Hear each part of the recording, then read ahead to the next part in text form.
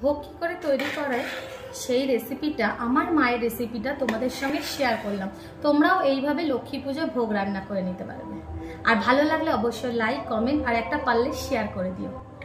কড়াইতে আমি সর্ষের তেল দিয়ে দিলাম। এবার তাতে ফুলকপিতে নুন হলুদ দিয়ে ভালো করে লাল লাল করে ভেজে তুলে রাখলাম। একইভাবে আলুগুলো ওইরকম লাল লাল করে ভেজে নিতে হবে।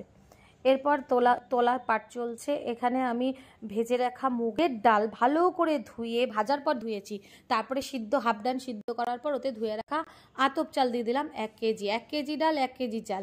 এবার মশলা তৈরির জন্য দেখেই নিলে টমেটো, গোটা জিরে, তেজপাতা, শুকনো লঙ্কা ফোড়ন দেওয়ার পর আদা জিরে ধনে গুঁড়ো দিয়ে নুন হলুদ আর মিষ্টি দিয়ে ভালো করে কষিয়ে আমি জল দিয়ে দিলাম। এবার সেই মিশ্রণটা আমি ওই সিদ্ধ করে রাখা ডাল চালের মধ্যে দিয়ে ভালো করে নাড়িয়ে দিলাম।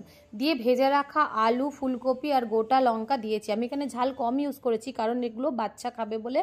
আমাদের বাড়িতে একটু ঝাল কম খায়, আমি একটু ঝাল বেশি খাই। তোমাদের ঝালটা তোমাদের মুখে অনুযায়ী দিও।